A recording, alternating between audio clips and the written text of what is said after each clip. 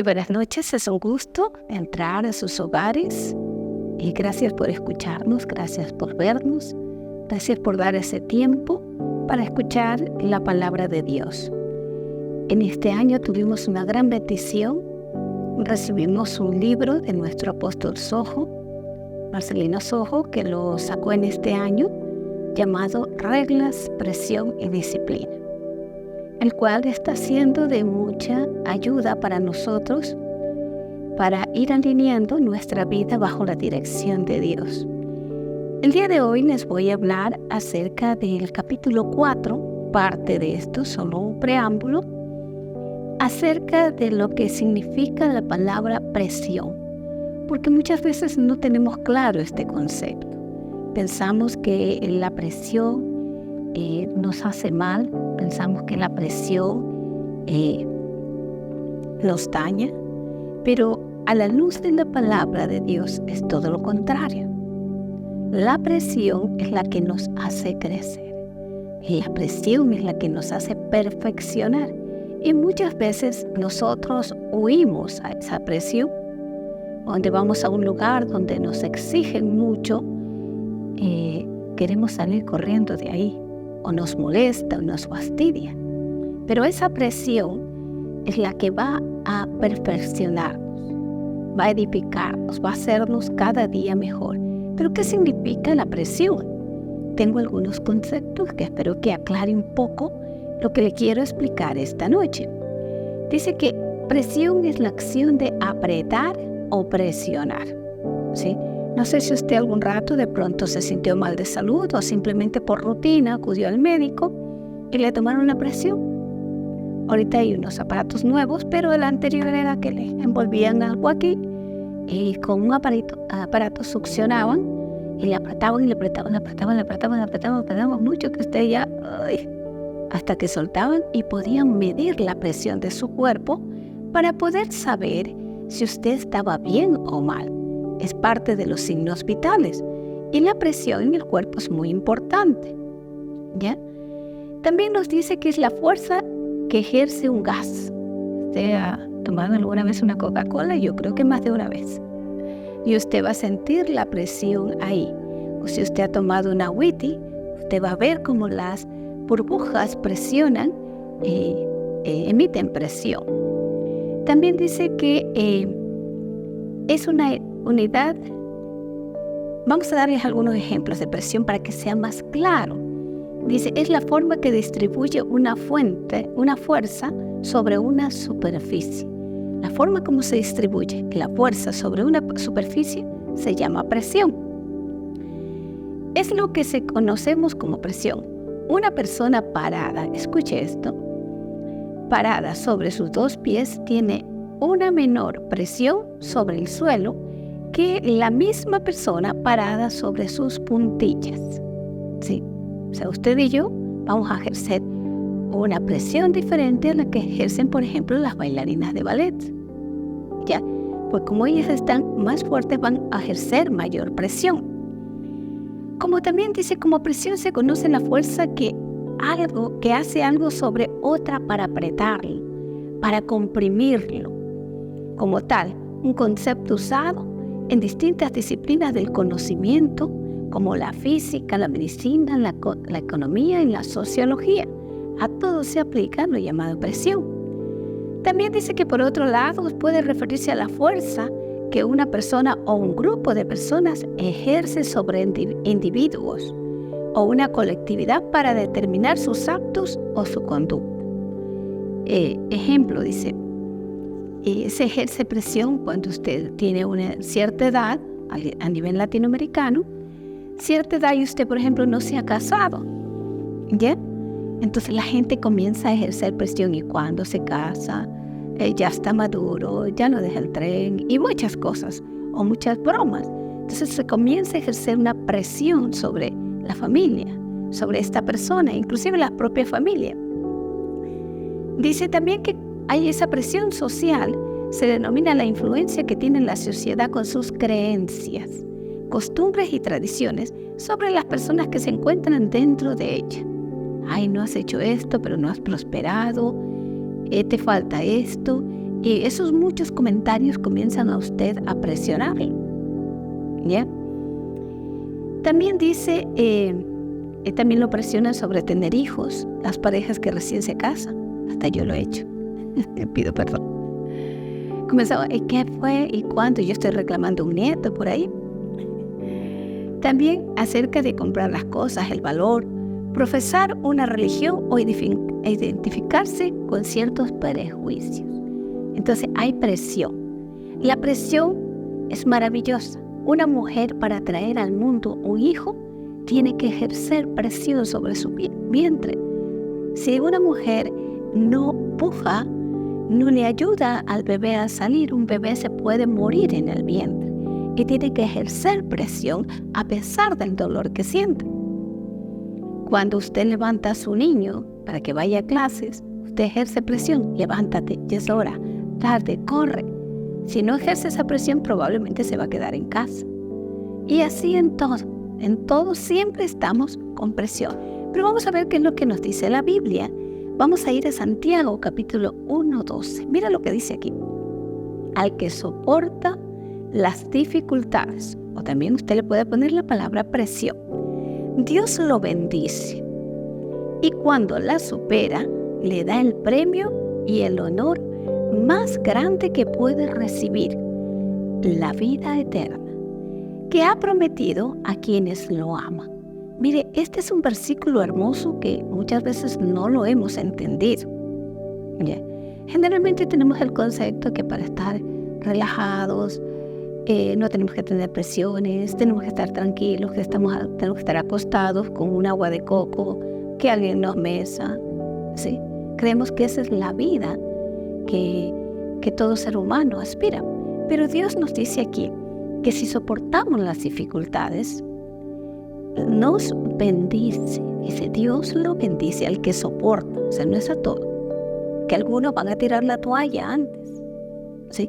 Por ejemplo, Thomas Edison soportó la presión de cuántos fracasos tuvo para poder sacar la luz.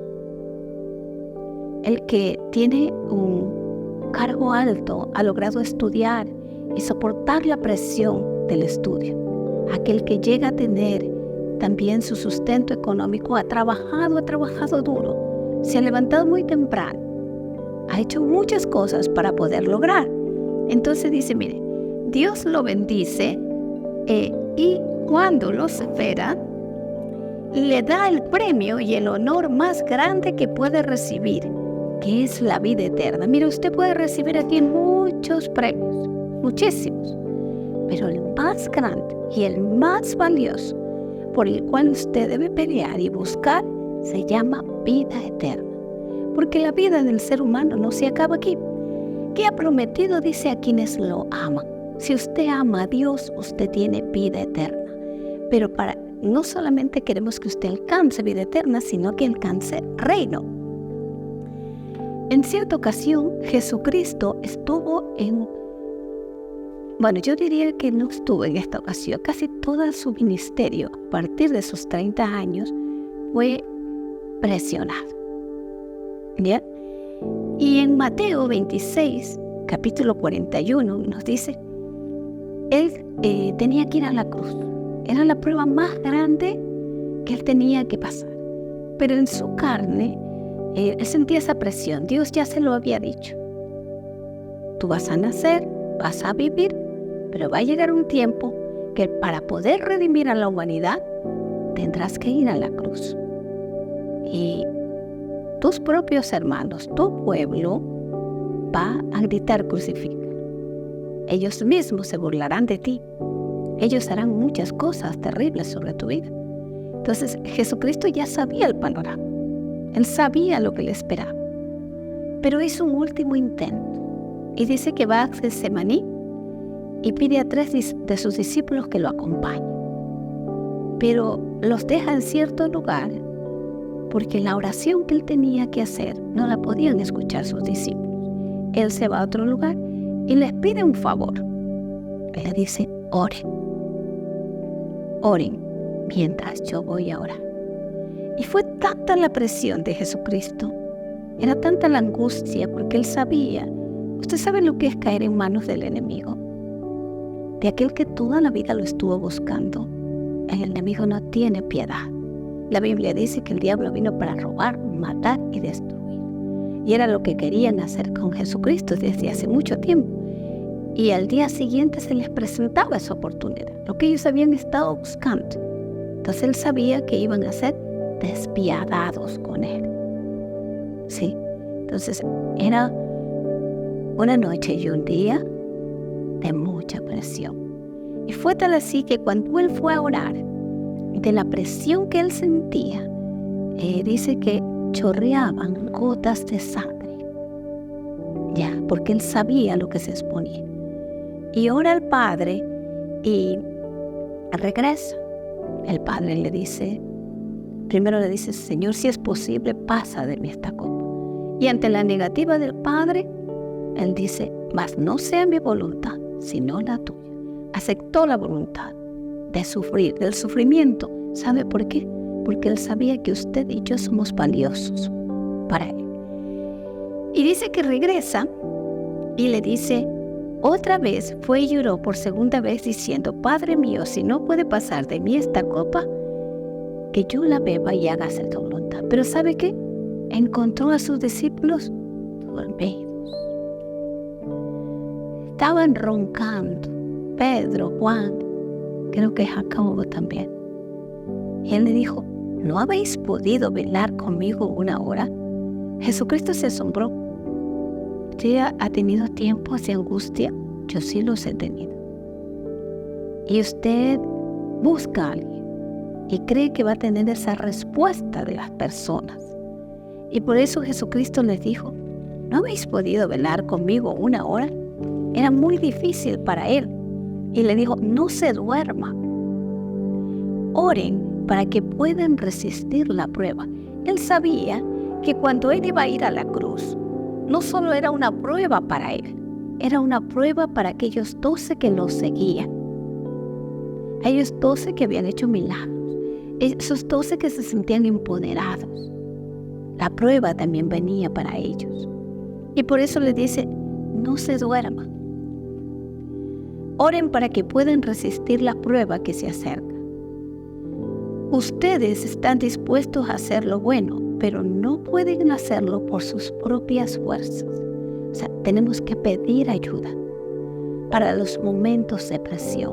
Ahí va a haber momentos que son más fuertes la presión, hay momentos en que es menos fuerte la presión, pero usted y yo tenemos que saberla pasar. El libro del apóstol Sojo dice esto se lo quiero leer.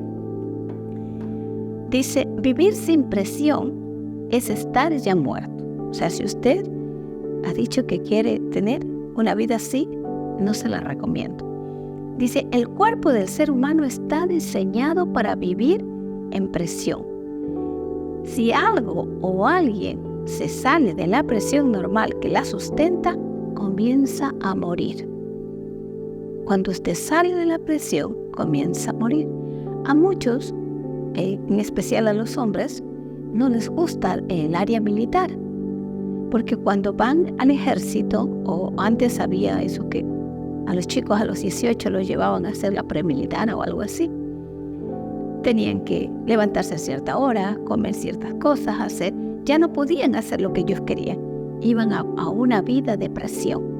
Y le digo la verdad, ni yo quería que mi hijo vaya. No me gustaba, no entendía el diseño de la presión. Y dice, cuando las hormonas del cuerpo están mal, no ejercen presión y se detiene el desarrollo del ser humano. O sea que es importante siempre estar en esa presión. Cuando en una área de la vida no hay presión, se estanca y luego se muere. ¿Usted ha visto una persona que trabajaba, que se levantaba todos los días muy temprano, llegaba en la noche, estaba presionada en su trabajo y de pronto dijeron, ok, se acabó, se jubila y lo quieren mandar a la casa a descansar? Como ya no tiene esa presión, esa persona comienza a deteriorarse porque su cuerpo, su ser, su mente estaba acostumbrada a la presión. Yo trabajo en un lugar que es bajo presión, que no tengo un jefe directo, pero lo que tengo que hacer se llama presión. Y eso me ayudó mucho. En cierta ocasión, cuando yo fui a trabajar en una empresa, una gran empresa, que es a nivel mundial, me hablaba mucho de la presión que se ejercía. Pero sabe que por esa presión que yo tenía, yo aprendí muchísimo. Cuando salí de esa empresa a trabajar en una institución pública, el trabajo para mí fue fácil, porque ¿sabe qué? Ya estaba acostumbrada a la presión, a una presión fuerte, a que hoy día había que hacer esto, lo de acá, lo de más allá, por acá. Entonces, cuando ya fui a algo así, para mí fue muy suave. Dice, todo lo que crece con normalidad lo hace porque hay una estructura de presión interior que lo empuja a desarrollarse. Cuando usted va a crecer, hay algo que lo empuja a desarrollarse. Un pensamiento que a mí siempre me ha gustado es que decían los judíos que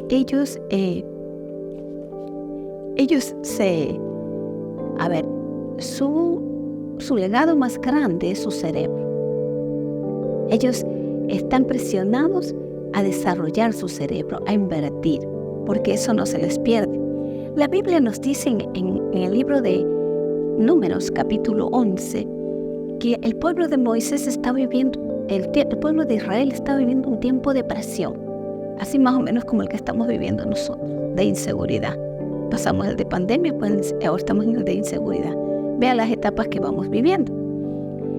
Y este pueblo iba por el desierto. El desierto en el día es muy caliente, en las noches muy frío. Y pues usted no tiene todo lo que así tenía, pero tenían algo importante que no tenían en Egipto: libertad. Y una promesa de Dios para ser dueños de su destino. Y dice, luego Dios le dijo a Moisés: dile al pueblo que mañana comerán carne. Habían dicho, estamos cansados. Dios les había dado pan del cielo llamado maná, todos los días recoger. Pero un día dijeron, estamos cansados, queremos comer carne. ¿Cuándo nos darás carne? Y mira lo que dice así. Dile al pueblo que mañana comerán carne, pero primero deben purificarse. Diles que ya escuché su llanto y sus quejas. ¿Y qué andan diciendo? Queremos comer carne. Estábamos mejor en Egipto. Yo les voy a dar de comer carne, y no solo un día. Escuche esto. Ni 2, ni 5, ni 10, ni 20.